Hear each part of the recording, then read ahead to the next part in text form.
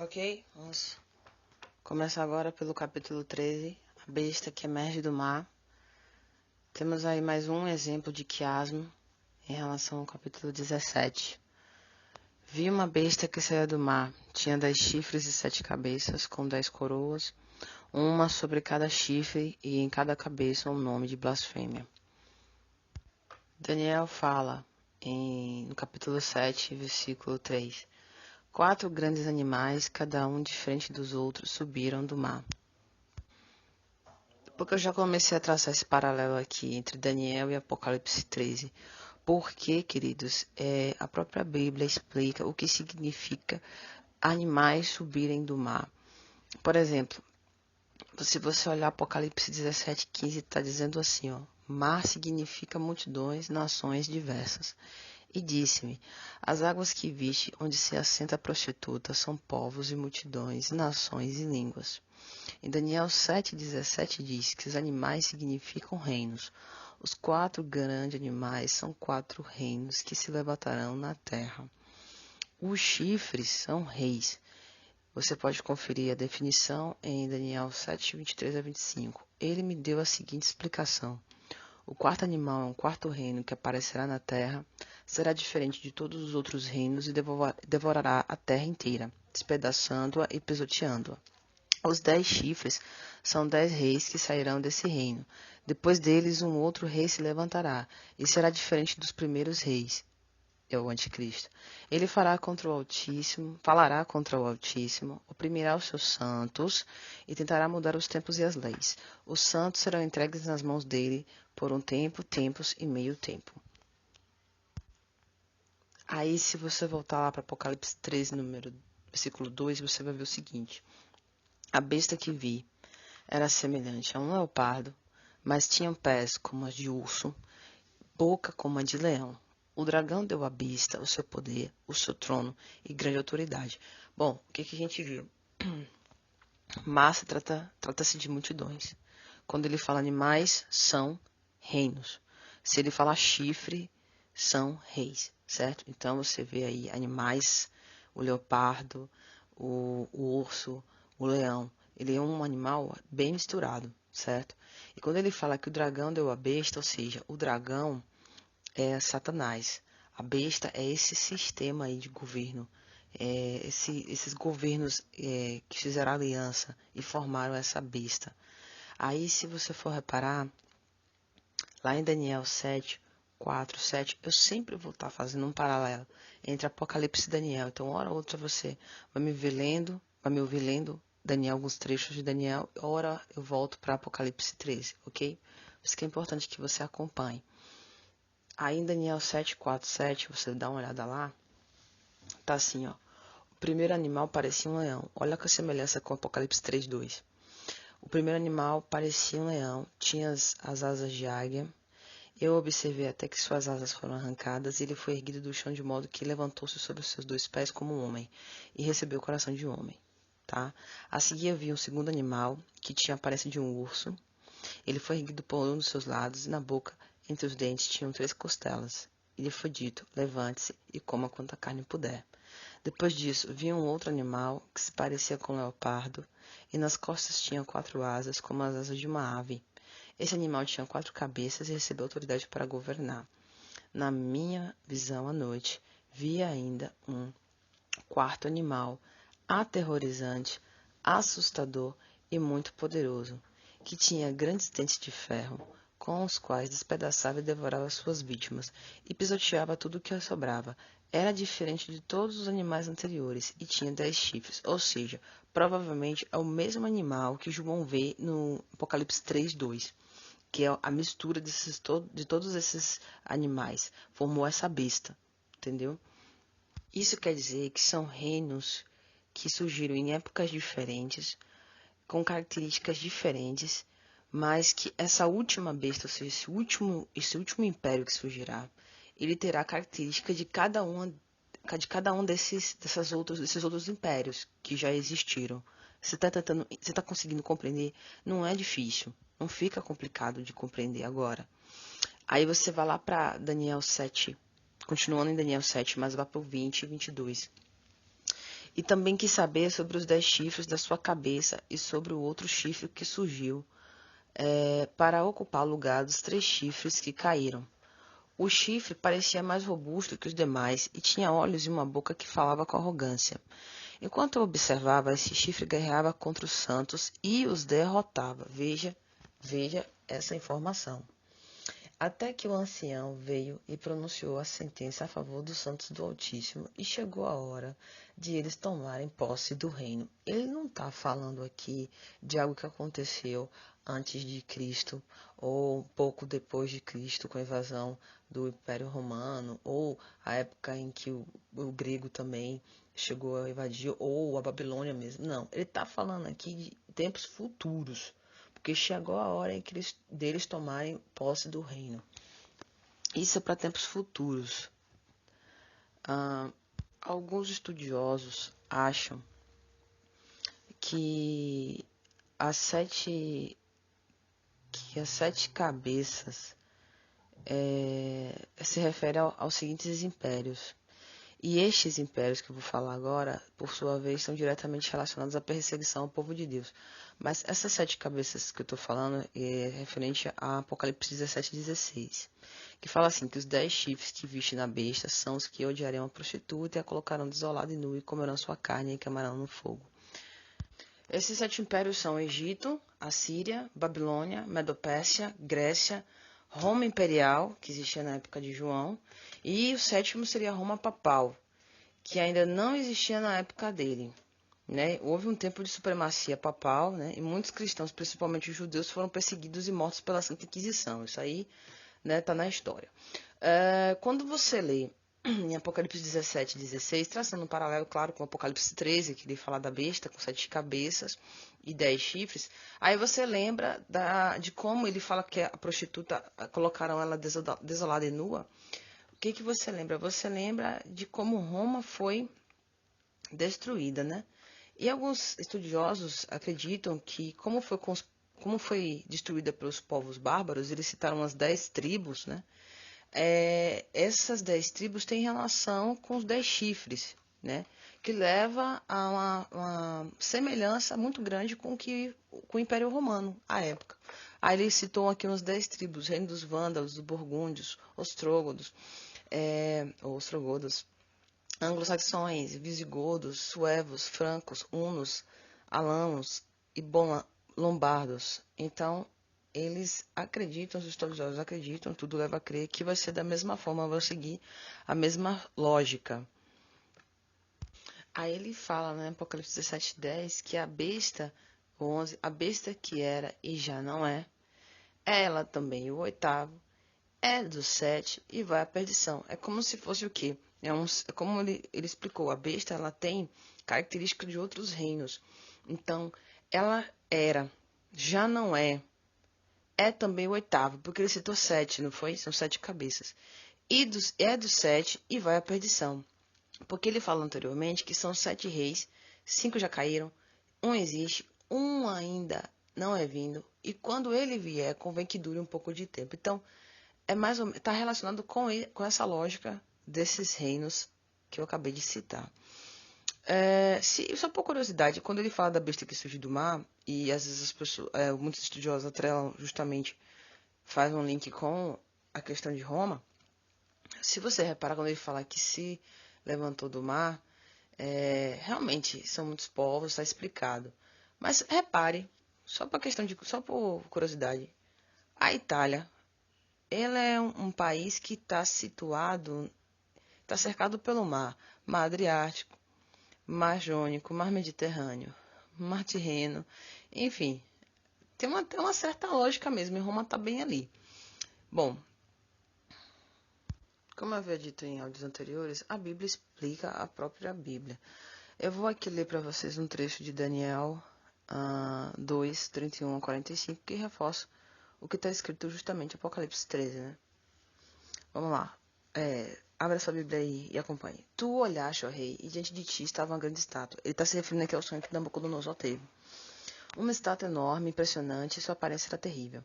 A cabeça da estátua era feita de ouro puro, o peito e o braço eram de prata, os ventos e quadris eram de bronze, as pernas eram de ferro, os pés eram em parte de ferro e em parte de barro. Enquanto estavas observando, uma pedra soltou-se sem auxílio de mãos, atingiu a estátua nos pés de ferro e de barro e a esmigalhou. Então, o ferro, o barro, o bronze, a prata e o ouro foram despedaçados, viraram pó, como o pó da debulha do trigo na eira durante o verão. O vento se levou sem deixar vestígio, mas a pedra que atingiu a estátua tornou-se uma montanha e encheu a terra toda. Foi esse o sonho, e nós o interpretaremos para o rei. Tu, ó rei, és rei de reis. O Deus dos céus te tem dado domínio, poder, força e glória. Nas tuas mãos ele colocou a humanidade, os animais selvagens e as aves do céu. Onde quer que vivam, ele fez de ti o governante deles todos. Tu és a cabeça de ouro. Ele está se referindo aí ao Império Babilônico. Depois de ti surgirá um outro reino, inferior ao teu, ele acredita-se que é o Medo-Persa.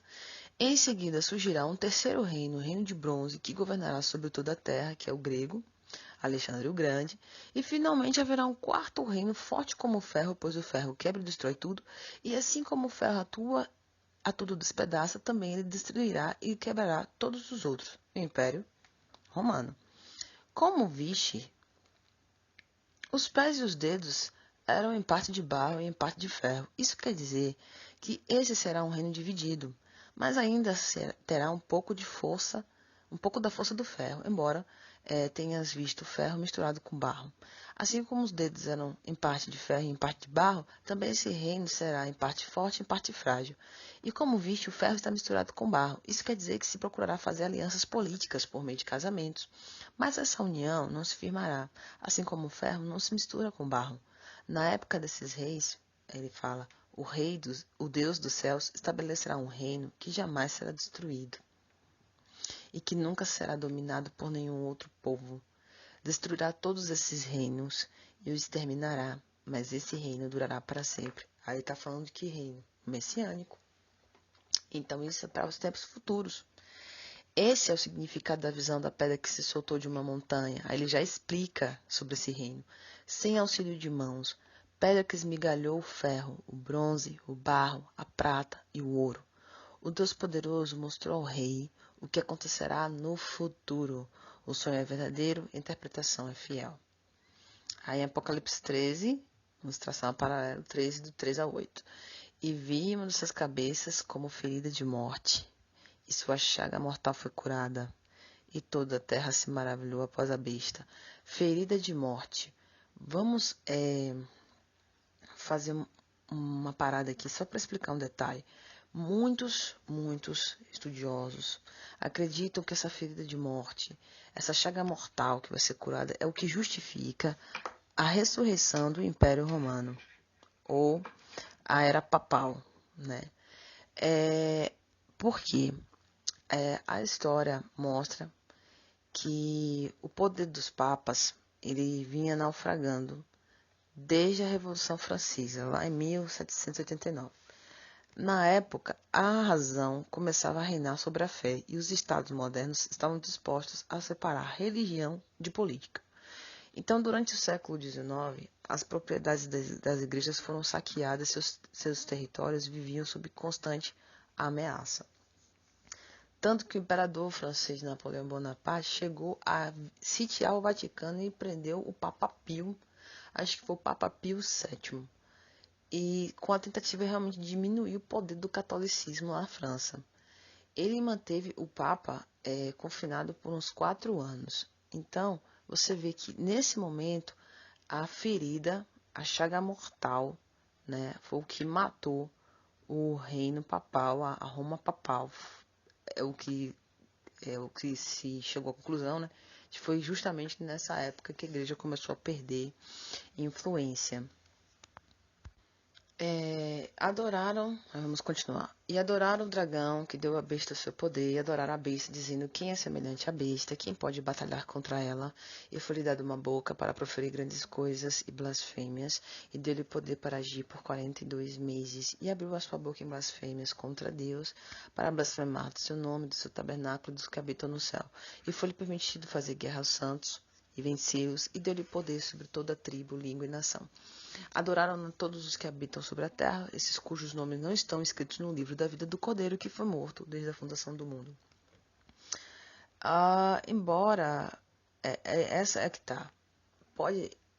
Essa besta é um sistema político. A mulher que vai estar sobre a besta lá em Apocalipse 17 é justamente a religião apóstata, a igreja apóstata. Pode estar representado justamente pela Roma papal, sim. Por quê? A história, por exemplo, se a gente for pegar a questão do Holocausto, por exemplo, vamos constatar que no mínimo, houve omissão do Papa Pio, por exemplo, em relação ao Holocausto, acho que foi o Pio XII. Tudo indica que, de fato, por conta disso, o Império Romano ressurgirá, porque o Papa ele não defendeu o povo de Deus. Ele permitiu ao assassino de milhares de judeus subir ao poder e executar seu plano macabro. O assassino, no caso, é Hitler. Ao assumir em 1939, né, mas no início dos anos de 1930, quando ainda era o cardeal Eugênio Pacelli, este negociou um acordo com o líder alemão Adolf Hitler, né? Embora Papa Pio tinha assumido no ano de 39, e no ano de 1930, o cardeal Eugênio Pacelli negociou um acordo com Hitler. E qual foi o resultado? O Partido do Centro, a legenda católica alemã, apoiou a lei que deu ao chefe nazista poderes de ditador, em 1933, né? Isso eu achei na Guia do Estudante, abril, falando sobre a história e o Império e Vaticano. É bom você pesquisar, porque às vezes não dá para eu ler tudo aqui, nem explicar tudo direitinho, mas o fato é que, resumo da ópera, os papas nunca fizeram nada, assim, no caso, para defender o povo judeu na época. Na verdade, não só os papas se omitiram, mas como muitos governos também se omitiram e permitiram que Hitler fizesse e cometesse essas atrocidades.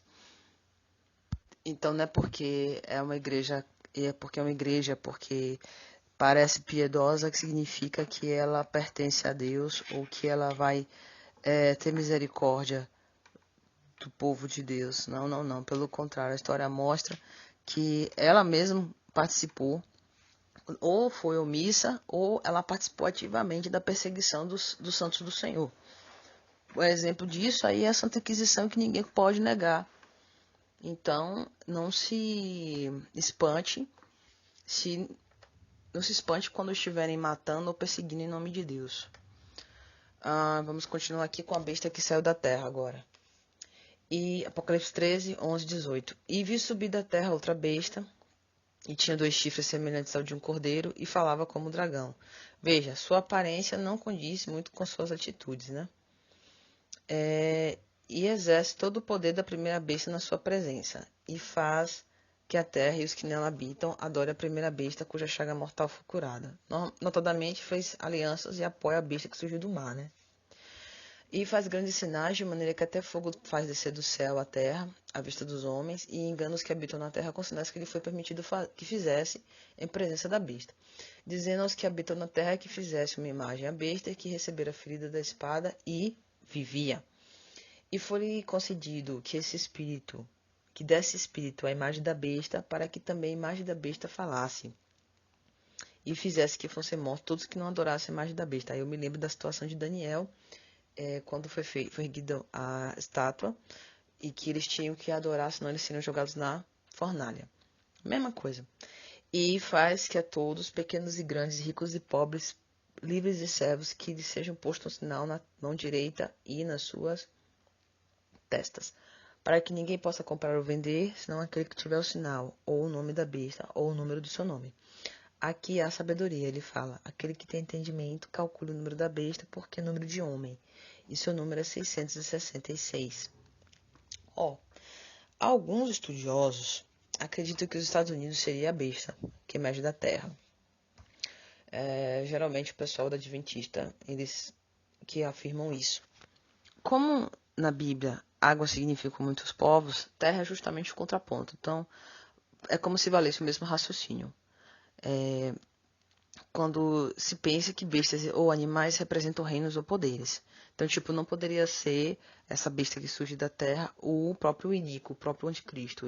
Na verdade, ele surge de um sistema também.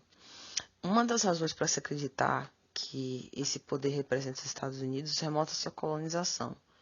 A época não era considerada, uma terra populosa, quando em comparação ao continente europeu, por isso que ele chama que é a besta que surgiu da terra e não do mar. A perseguição imposta pelo regime papal e sua Santa Inquisição gerou muitas imigrações na Europa, e aí que muitos cristãos e judeus se refugiaram em países como a Inglaterra, e de lá partiram para o que se tornaria hoje os Estados Unidos. Por sinal, a maior parte dos judeus, ao que parece, está concentrada justamente nos dois países, Israel e Estados Unidos. Diga-se de passagem que o movimento migratório judaico se intensificou mais durante a Segunda Guerra Mundial, ou seja, durante o Holocausto. Logo, faz até sentido essa tese, Por exemplo, quais são as relações entre Israel e os Estados Unidos? Em 1948, uma resolução da ONU criou o Estado de Israel, com o apoio dos Estados Unidos. Israel ele está numa região estratégica, no Oriente Médio, a região que é rica em petróleo. Só que muitos governos são hostis à política norte-americana, então ter Israel como aliado é uma estratégia. Os Estados Unidos também fornecem proteção militar a Israel. Sobre os chifres, um dos chifres com certeza vai ser o anticristo, certo? Certamente é um dos chifres. Só não sabemos especificar por qual besta ele vai surgir aí, porque se você ler o que está escrito em Daniel 11:12, acredita-se que esteja falando, parece que se trata na época de Antíoco III. Só que quando você lê, você percebe que, mesmo que se refira ao Antíoco na época, temos nesses textos aí revelações com implicações futuras. Foi no ano de 200 a.C. que Antíoco III, que é pai de Antíoco Epifânio Malvado, conquistou a terra de Israel, e proclamou que a Constituição vigente seria a lei do Torá. Os judeus ficaram super felizes. Aparentemente, poderiam esperar por um relacionamento positivo. Porém, em 30 anos depois, a situação deteriorou-se por completo. Isso foram pesquisas que eu fui fazendo, inclusive rodapés da Bíblia, fala justamente sobre essa história, sobre esse texto de Daniel 11:12, que ele fala desse chifre pequeno. Acredita-se que se refere a Antíoco Epifânio, o malvado, que quando ele conquistou a terra de judeu, no caso, ele quis, na verdade, o propósito era helenizar o povo judeu, romanizar, mas eles ficaram até felizes porque acharam que os seus costumes e seus hábitos seriam preservados, mas acontece que eles tiveram uma surpresa, não foi não. Então, por que eu estou citando esse trecho da história? Porque é muito parecido com o que vai acontecer. Por exemplo, ele fala aqui que Antíoco Epífanes era o terceiro filho do rei, no caso Antíoco III. Ele profanou o templo em Jerusalém ao levar uma estátua de Zeus, além de ele ter interrompido o sacrifício diário. Você sabe que no templo se fazia sacrifício diário. Isso foi profetizado em Daniel, falando que quando a desolação da abominação, eu acho, for entrar no templo, aí ele fala que ele ia mudar os tempos e as leis. Ele interrompeu o sacrifício diário que está na lei, na Torá. Então, alguns historiadores acrescentam que ele também sacrificou um porco no altar. Isso é uma abominação. Foi um ato de total zombaria e profanação. E seu intuito era helenizar os judeus. Existe aqui um trecho do Wikipédia que eu vou ler que fala sobre esse momento histórico.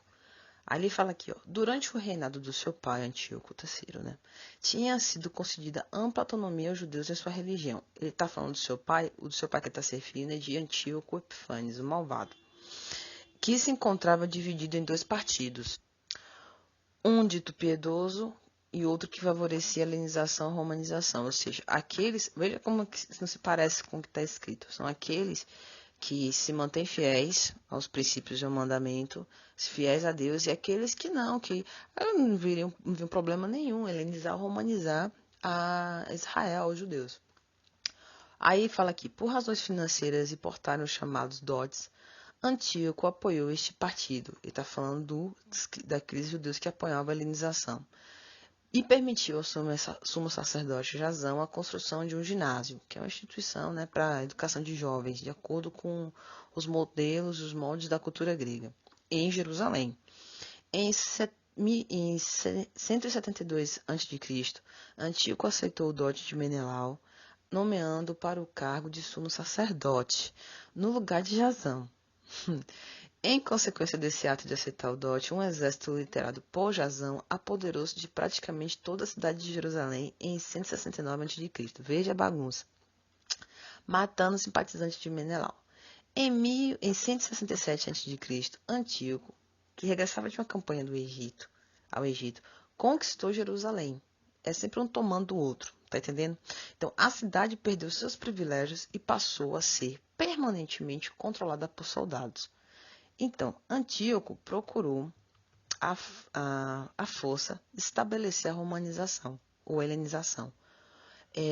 Ele queria que esse novo território fosse politicamente romanizado, proibindo assim o culto judaico, a observância do Shabá e das interdições alimentares, bem como a circuncisão também foram proibida na época, por serem estranhas aos romanos e a Roma.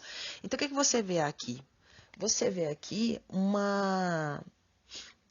o que ele disse sobre a mudança das leis, vai mudar os dias e as leis, ele já começou a mexer. Então, no Templo de Jerusalém, seria instalada, está aqui no Wikipédia, eu estou lendo o que o Wikipédia informa, seria instalada uma estátua do deus grego Zeus, Júpiter, para os romanos, e o objetivo dessas medidas era criar uma uniformidade cultural entre os súditos do seu reino, adepto a Roma, e sua religião românica, ou helênica, né? Esta situação gerou um descontentamento entre os judeus que eram contra isso e provocaram uma revolta que alastrou em guerra, na qual foram liderados pelo Matatias e seus filhos, os Macabeus. Acho que você já ouviu falar desse livro de Macabeus. Os quais expulsaram as tropas de Antíoco de Jerusalém. Por fim, chegou ao termo da sua vida, em 164 a.C., com a doença sem socorro e ou cura de qualquer pessoa. Porque se você reparar também lá em Daniel 11:45, fala assim, ó, então tornará para sua terra com muitos bens, e o seu coração será contra a Santa Aliança, e fará o que lhe aprover, e tornará para a sua terra. Então, ele está falando aí, ele vai se levantar contra a Santa Aliança. É uma figura realmente do anticristo. Como está lá escrito em Daniel mesmo, ó, os braços serão colocados sobre ele, que profanarão o santuário e a fortaleza, tirarão o sacrifício contínuo, como foi profetizado por Daniel, estabelecendo a abominação desoladora, os violadores da aliança. Ele com lisonjas perverterá, ou seja, aqueles que vão se apostatar, mas o povo que conhece a seu Deus se tornará forte e fará proezas. Os entendidos entre o povo ensinarão a muitos, todavia cairão pela espada, pelo fogo, pelo cativeiro, pelo roubo por muitos dias. Como aconteceu com os santos que vão ser perseguidos, bem como aconteceu, a exemplo, com as 2 testemunhas. E caindo eles, serão ajudados com pequeno socorro, mas muitos se juntarão a eles com lisonjas. E alguns dos entendidos cairão para serem provados, purificados, embranquecidos até o fim do tempo, porque será ainda para tempo determinado. E este rei fará conforme a sua vontade, levantar-se-á, engrandecer-á sobre todos os deuses, e contra o Deus dos deuses falará coisas espantosas, e será próspero, até que a ira se complete, porque aquilo que está determinado será feito. E não terá respeito ao Deus de seus pais, não terá respeito ao amor das mulheres, nem aos deuses algum, porque sobretudo se engrandecerá. É as características mesmo do espírito do anticristo. Mas em seu lugar honrará a um Deus das forças, a um Deus a quem seus pais não conheceram. Honrará com ouro, com prata, com pedras preciosas, com coisas agradáveis. Com o auxílio de um Deus estranho, agirá contra as poderosas fortalezas. Aos que reconhecerem, multiplicará a honra, ou seja, quem ficar do lado dele será muito honrado e fará reinar sobre muitos, e repartirá a terra por preço. E no fim do tempo, o rei do sul, ali fala de um rei do sul, lutará contra ele, e o rei do norte se levantará contra ele com carros, cavaleiros e muitos navios, e entrará nas suas terras, e inundará e passará. E entrará na terra gloriosa, e muitos países cairão, mas da sua mão escaparão estes, aí ele cita. E vai falando, e fala, e armará as tendas do seu palácio entre o mar grande e o santo monte, e glorioso, mas chegará ao seu fim e não haverá quem o socorra. Foi o que aconteceu exatamente com o Antíoco. Mas veja só o que o 2 Tessalonicenses 2, 1 a 12 fala, se não parece justamente com os textos que está em Daniel. É o espírito do anticristo. Esse espírito, ele atua em diferentes pessoas, mas ele continua atuando até um dia em que ele realmente vai ganhar a forma máxima.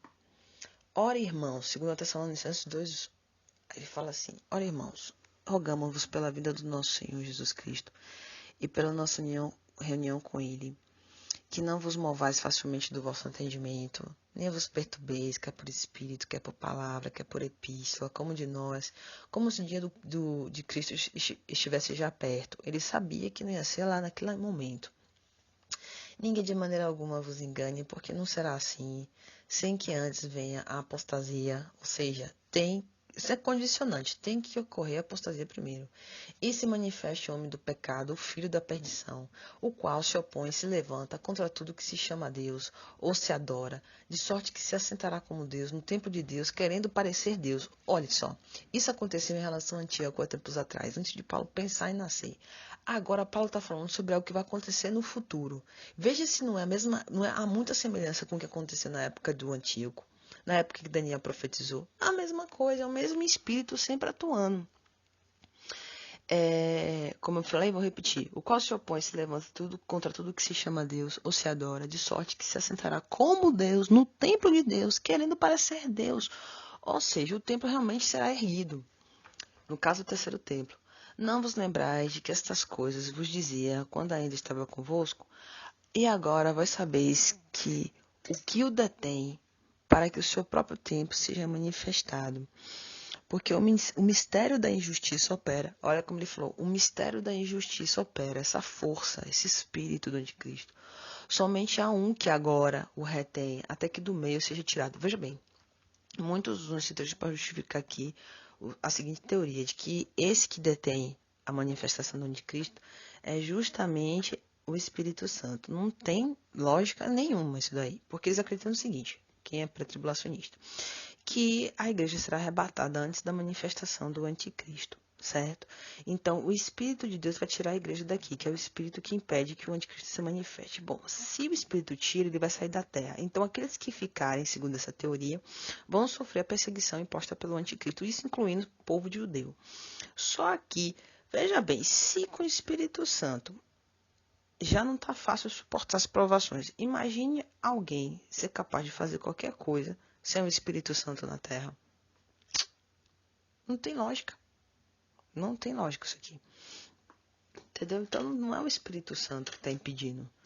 Ele só informa até, o que o retém até que do meio seja tirado. Mas ninguém tem base aqui. Ninguém pode dizer do que se trata. Ninguém pode afirmar que é o Espírito Santo aqui. Então será revelado o iníquo, ele está falando, a quem o Senhor desfará pelo sopro da sua boca e aniquilará pelo resplendor da sua vinda.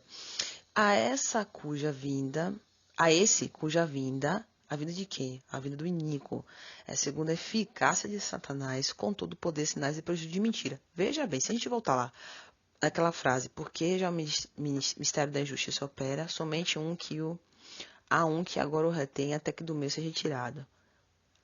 Há um que agora o retém. Aí você vem e fala, a esse, ou seja, o anticristo, cuja vinda é segundo a eficácia de Satanás, com todo o poder, sinais, prodígios de mentiras. Ou seja, quem vai fazer com que ele se manifeste é o próprio Satanás. Então você não pode atribuir o impedimento, quem está impedindo dele surgir, ao Espírito Santo. Isso pode soar até como uma blasfêmia. Bom, então vamos continuar. E com todo engano da injustiça para os que perecem, porque não receberam o amor da verdade para se salvarem, ou seja, aqueles que não têm conhecimento da Escritura, que não acreditam. E por isso Deus lhe enviará a operação do erro para que creiam na mentira, para que sejam julgados todos que não creram na verdade, antes tiveram prazer na iniquidade. Então, Paulo está deixando bem claro isso daí, não é? Porque você não há como ter dúvidas. Pois é.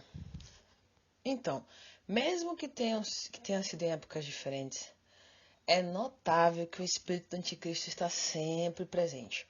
E a figura de Antíoco, Epífane, é justamente a sombra do Nico que surgirá. Esse áudio está ficando bem grande porque realmente são muitos detalhes, às vezes eu tenho que estar lendo todo o capítulo para vocês. Eu vou ler esse último agora e depois a gente vai pro próximo áudio que a gente vai falar dos 144 mil, que é o capítulo 14. Então, para terminar, eu vou ler só esse trecho aqui de Daniel 12, 1 a 13, certo?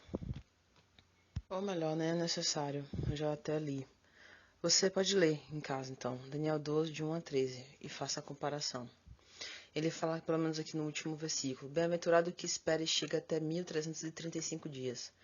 Tu, porém, vai até o fim, porque descansarás e te levantarás na tua herança, no fim dos dias. Você pode ler esse trecho que você vai ver se não tem tudo a ver. Tem tudo a ver com os capítulos de Apocalipse. Então, até a próxima. Vamos começar lá no próximo áudio com 144 mil. Até lá.